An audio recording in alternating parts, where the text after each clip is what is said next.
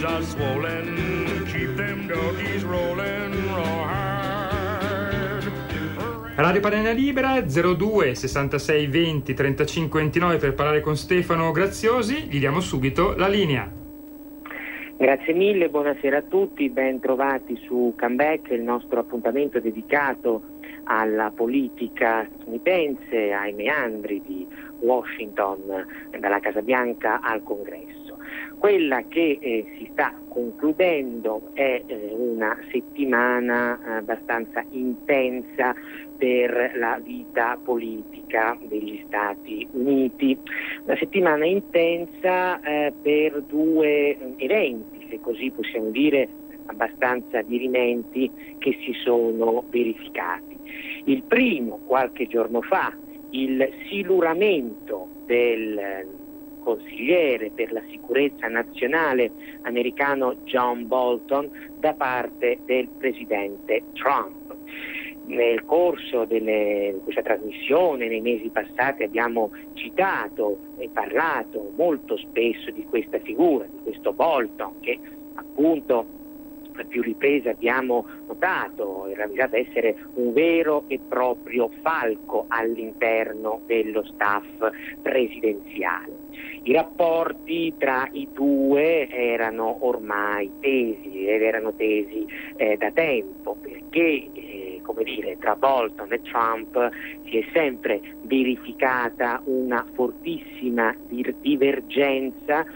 di carattere tutto sommato ideologico, se vogliamo. John Bolton, come dicevo, è un falco. In America gli avversari lo definiscono addirittura un vero e proprio guerrafondaio. Bolton ha sempre cercato, nel corso dell'ultimo anno e mezzo, lui era entrato in carica nell'aprile del 2018, sempre cercato, dicevo, nel corso della sua attività come consigliere per la sicurezza nazionale, di spingere Donald Trump verso una politica estera molto proattiva, aggressiva, a tratti bellicosa, e questo lo abbiamo visto, ricorderete, anche su determinati dossier molto importanti dal punto di vista internazionale. Penso in particolare al Venezuela e penso anche all'Iran. Sia sul Venezuela che lì sull'Iran negli ultimi mesi Bolton ha cercato quasi disperatamente di convincere Trump ad un intervento militare diretto negli Stati Uniti, perché Bolton è sempre stato, un fautore del cambio di regime, di quello che in America è definito da alcuni ambienti il cosiddetto processo di nation building, cioè intervenire, abbattere un regime e cercare appunto di costruire una nazione nuova esportando i valori americani, la democrazia e quant'altro, un po' quella che era la dottrina di George W. Bush ai tempi della guerra in Iraq. Donald Trump, dal canto suo, questa linea non l'ha mai condivisa, e non è che non la condivida perché Trump sia un pacifista o un irenista. In realtà Trump sotto questo aspetto è un pragmatico, un realista, potremmo dire, è un discepolo a suo modo, molto a suo modo, dell'ex segretario di Stato americano Henry Kissinger. Donald Trump ha vinto le elezioni presidenziali del 2016 non solo, ma anche grazie ad una fondamentale promessa, cioè quella di porre un freno alle guerre cosiddette appunto senza fine, le chiamano endless war in America, le guerre senza fine, in cui gli Stati Uniti sono di fatto rimasti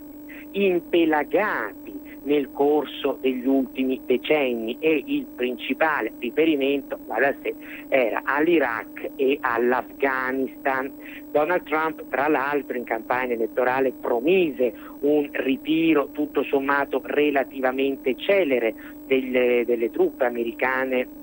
proprio dallo scacchiere afghano, un ritiro che il Presidente sta cercando di portare a termine, ma insomma con un'enorme difficoltà, perché comunque c'è una forte opposizione da parte delle alte sfere dell'esercito, così come anche da parte, fino a quando era in carica, del medesimo John Bolton. Addirittura, secondo alcuna stampa americana, alla goccia che avrebbe fatto traboccare il vaso nei rapporti già tesi e deteriorati tra i due, tra Bolton e Trump, sarebbe proprio il fallito vertice che doveva appunto essere segreto la domenica scorsa a Camp David tra il presidente americano e i rappresentanti del fronte talebano. Secondo le indiscrezioni, che non è diciamo così insomma è abbastanza plausibile crederlo, Bolton era totalmente in disaccordo con questa linea, poi il vertice sarebbe comunque saltato per tutta una serie di ragioni, ma questo insomma avrebbe, come dire, compromesso in maniera irrimediabile i rapporti tra i due, che ripeto erano tesi già da maggio, da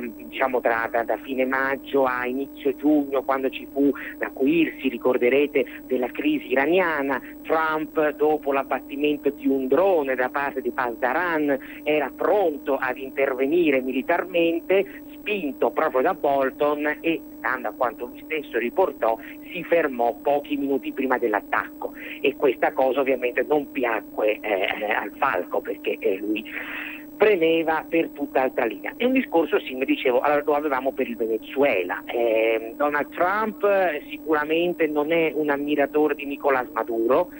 e sostiene la figura, certo non molto forte in questo momento, dell'oppositore di Maduro a Caracas, che è Juan Guaidó. Il tema è che però Trump gli ha riconosciuto un sostegno di carattere economico, di aiuto, di carattere politico, ma non ne ha voluto minimamente sapere di un intervento diretto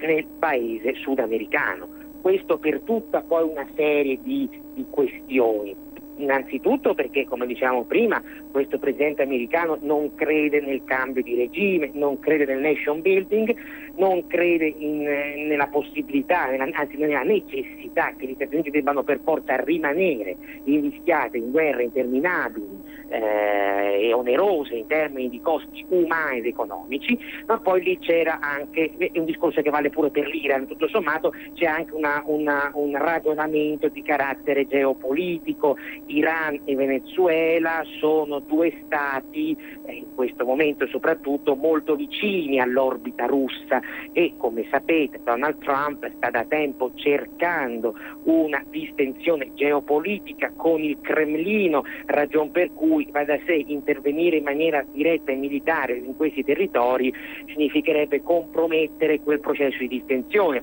Tutto questo, ribadisco, non vuol dire che allora Trump abbia una linea morbida nei confronti di Caracas e di Teheran. Si può vedere come negli ultimi mesi questo presidente americano abbia esercitato e stia continuando ad esercitare una pressione molto forte sul regime degli Ayatollah, per esempio a suon di sanzioni economiche e anche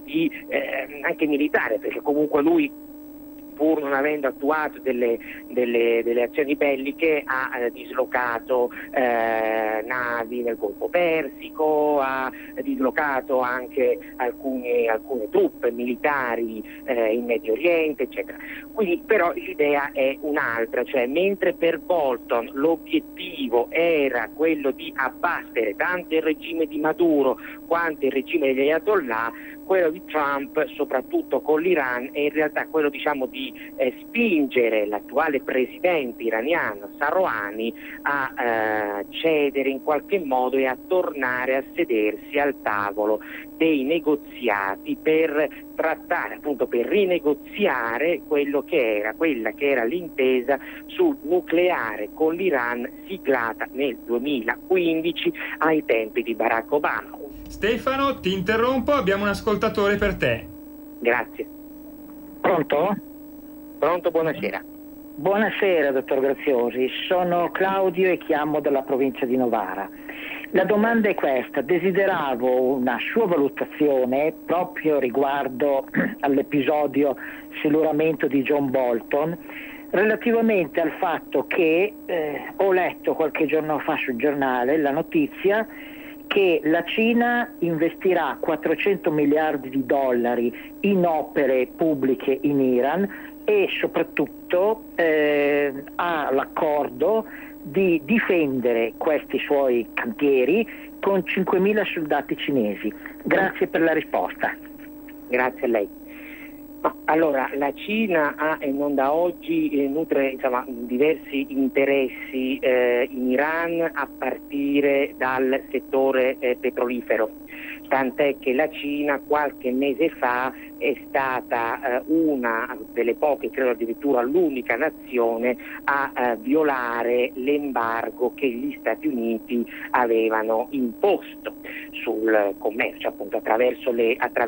sanzioni. La Cina era stata, come anche l'Italia tra l'altro, esentata per un determinato periodo di tempo, poi però queste sanzioni erano state reintegrate in toto da parte degli Stati Uniti e la Cina appunto le aveva violate perché aveva continuato a rifornirsi di petrolio. A quel punto, parliamo adesso, vado a memoria, ma se non ricordo male tra giugno e luglio, a quel punto dentro l'amministrazione americana le linee si sono spaccate in due, perché anzi non solo dentro l'amministrazione americana ma proprio dentro il Dipartimento di Stato, tra chi, i falchi, chiedevano un approccio duro nei confronti della Cina e quindi una sorta di rappresaglia energica per questa violazione, e chi invece al contrario sosteneva di adottare una linea morbida, in ragione del fatto che con ogni probabilità, questa era la tesi delle colombe del Dipartimento di Stato, gli Stati Uniti non avrebbero avuto la forza di effettuare una rappresaglia energica nei confronti di Pechino. Questo per dire che indubbiamente l'Iran in questo momento, non da oggi in realtà, ma soprattutto in questo momento, con l'aumento della pressione statunitense, si sta avvicinando sempre più geopoliticamente tanto alla Cina quanto alla Russia. Si sta creando questo asse, tra l'altro anche il Venezuela, ci sono dei fortissimi legami, anche questi non sono cose recenti, ma insomma sono fenomeni che si dipanano da qualche anno a questa parte. Ci sono fortissimi contatti tra il regime di Maduro e il regime degli Ayatollah, in termini anche di difesa, di approvvigionamento energetico e quant'altro. L'amministrazione Trump in tutto questo deve cercare di barcamenarsi come può. Sicuramente una figura come quella di John Bolton non era granché, accomodante verso uno scenario di questo tipo. John Bolton è molto duro e critico nei confronti degli storici nemici dell'America, e per storici nemici dell'America intendo ovviamente tanto la Russia, quanto l'Iran, quanto il Venezuela, quanto la stessa Cina. La Cina, alla fine, lo sappiamo, è un grande avversario anche per questo presidente americano, per Trump,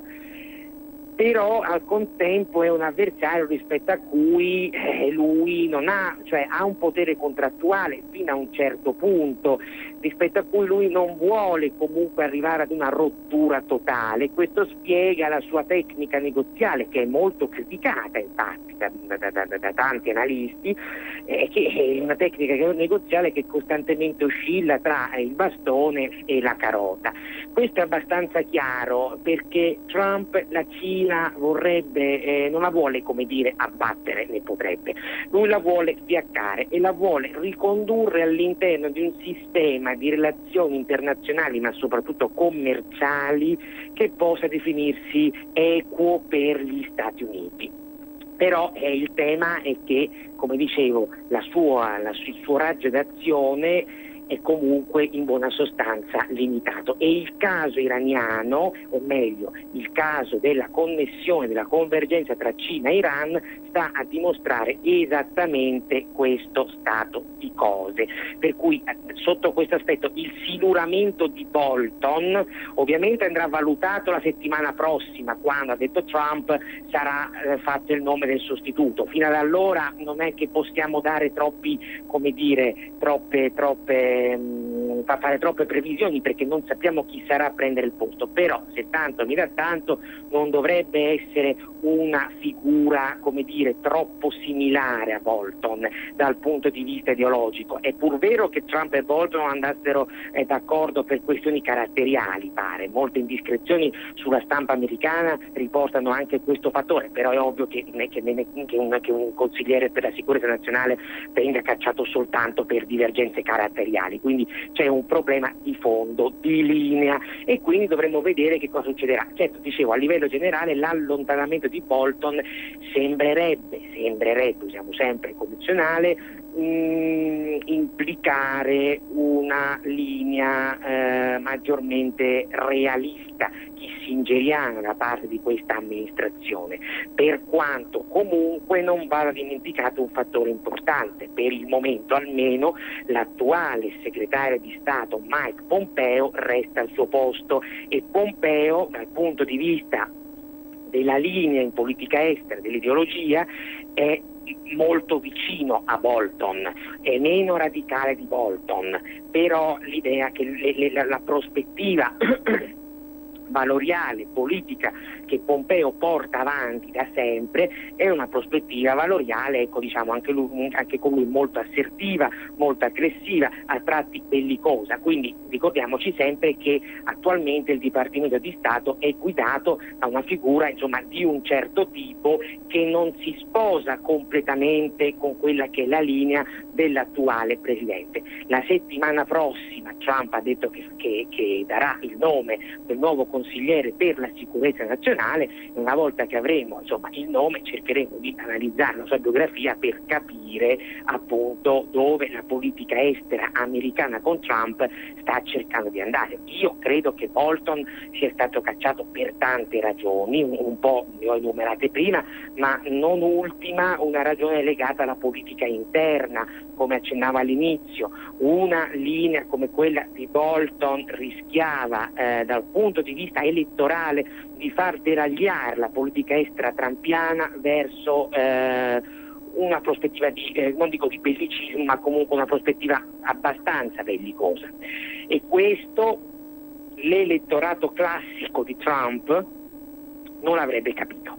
perché l'elettorato classico di Trump ha votato per Trump non solo, ma anche, lo dicevamo all'inizio, per la questione del porre un freno alle guerre senza fine degli Stati Uniti. E quindi è ovvio che in questo momento storico Trump, si vota in America tra un anno e un mese, cioè a novembre del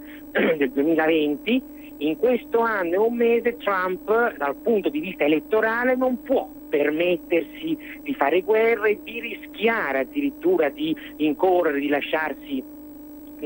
condurre in qualche guerra. Questo per una questione di mero calcolo interno, di mero calcolo elettorale. Poi ovviamente c'è la questione geopolitica, e quello è un altro discorso, per quanto si venga da sé ad intrecciare anche con quelle che sono le dinamiche interne. E quindi, tornando all'Afghanistan, dicevo, parrebbe la goccia che ha fatto traboccare il vaso. Questa notte in America, la notte appena conclusasi, c'è stato il terzo dibattito tra i candidati alla nomination democratica. Adesso non abbiamo molto tempo per analizzarlo, magari lo faremo la settimana prossima, però c'è un dettaglio, neanche un dettaglio, insomma un elemento che va preso subito in considerazione, cioè quasi tutti gli attuali candidati alla nomination del Partito Democratico si dicono favorevoli a un ritiro pressoché immediato delle truppe americane dall'Afghanistan, cioè quello che dice Trump, solo che rispetto a Trump, che adesso è al potere e deve trattare con le varie parti in causa a partire dai talebani, vedremo se le trattative riprenderanno o si incaglieranno del tutto. A differenza di Trump, dicevo, i democratici in questo momento possono permettersi di dire sì, ritiriamoci, qualcuno dice in un anno, qualcuno dice in 4 anni, però senza poi, presentare dei piani dettagliati che ci permettano di capire se queste promesse sono effettivamente realizzabili o meno. Questa notte Tra i vari candidati si sono espressi in questo senso, per esempio la senatrice del Massachusetts Elizabeth Warren, che ha parlato però in maniera molto vaga, ha detto sì, l'Afghanistan non serve una soluzione militare, serve una soluzione che mette insieme cooperazione, diplomazia, economia, belle parole per carità, però poi nel concreto non si capisce bene in che modo voglia andarsene da lì, perché poi alla fine il grande problema che grava, la grande incognita che grava su questo ritiro delle truppe dall'Afghanistan, e questo è un problema che ha assillato Obama, sta assillando Trump e sta assillando anche i vari candidati alla nomination democratica, è sempre lo stesso. Il timore è che l'Afghanistan possa ritornare ad essere quello che era prima del 2001, cioè appunto uno stato, o meglio un territorio ricettacolo del terrorismo. E quindi anche in questi ultimi mesi di trattative tra l'inviato dell'amministrazione Trump e il fronte dei talebani, grandi rassicurazioni da parte dei talebani sul fatto che loro appunto siano disposti veramente a recidere i loro contatti, i loro legami storici con organizzazioni come Al-Qaeda, insomma sono rassicurazioni che oggettivamente lasciano un po' il tempo che trovano. Quindi è una situazione molto delicata, è una situazione in cui come sovente accade nell'ambito della politica e possiamo dire della storia americana, come sovente accade, l'aspetto di politica interna si interseca in maniera inestricabile con quello che è l'aspetto di politica estera, l'aspetto di politica internazionale. Del resto, la più grande democrazia al mondo sotto questo aspetto non può fare a meno del consenso interno, e questo è un discorso che valeva per Bush, valeva per Clinton, valeva per Obama, valeva per Lyndon Johnson e così via, e quindi anche Trump deve fare i conti con questa realtà. Quello che sarà interessante notare nel momento in cui Trump nel 2020 venisse rieletto è capire che ormai, non avendo più la necessità di garantirsi una riconferma ulteriore, perché sapete che in America c'è un emendamento che vieta attualmente che si possano essere più di due mandati, e a quel punto Trump bisognerà capire se continuerà su questo tipo di politica estera, una politica estera appunto realista che lui porta avanti soprattutto, anche se non solo, in virtù di calcoli elettorali interni, oppure se cambierà in qualche modo. Questo non è ben chiaro in realtà, perché comunque nonostante lui lo dicevamo prima, nutra una grande ammirazione per la linea realista, la Henry Kissinger, però si è spesso anche circondato di veri e propri falsi. Io mi ricordo quando nominò Bolton, era marzo del 2018, molti ci si chiedeva che senso avesse una nomina come quella di Bolton da parte di un presidente come Trump, visto che i due erano agli antipodi nella concezione della politica estera. Quando ci sono queste nomine spesso poi bisogna andare a vedere come vengono effettuate. Nel caso di Bolton, con ogni probabilità alla base di quella scelta era il frutto, quella scelta, di un compromesso tra Trump e il Partito Repubblicano, perché alla fine dobbiamo sempre ricordarci che sì, il Presidente degli Stati Uniti sarà anche l'uomo più potente del mondo, però comunque governa sotto una Costituzione, con un Congresso, e poi ha spesso a che fare con le beghe del suo stesso partito, che sono spesso le beghe più micidiali. È noto che dentro il Partito Repubblicano americano, non tutto, ma ci siano ampi settori, i cosiddetti falchi, che appunto non hanno granché mai apprezzato il realismo politico di Trump, e questo li ha condotti poi a cercare un po' di coartarne l'azione. Bolton per questo anno e qualcosa che è rimasto in carica serviva proprio a questo scopo, cioè indirizzare la politica estera di Trump verso determinati obiettivi, anche se poi ci si è riusciti in realtà fino a un certo punto, almeno stando ad oggi, molto molto poco, direi io. Stefano, siamo arrivati ai saluti. Sì. Ok, allora io per questa sera vi saluto, vi do appuntamento alle 18:30 di martedì prossimo, in cui se non succederà nulla di eclatante di nuovo nella politica americana, cercheremo di analizzare più nel dettaglio il dibattito tra i candidati democratici che si è verificato questa notte, e cercheremo appunto di capire quali speranze abbia il Partito Democratico americano di tornare alla Casa Bianca nel novembre del 2020. Una buona serata da Stefano Graziosi.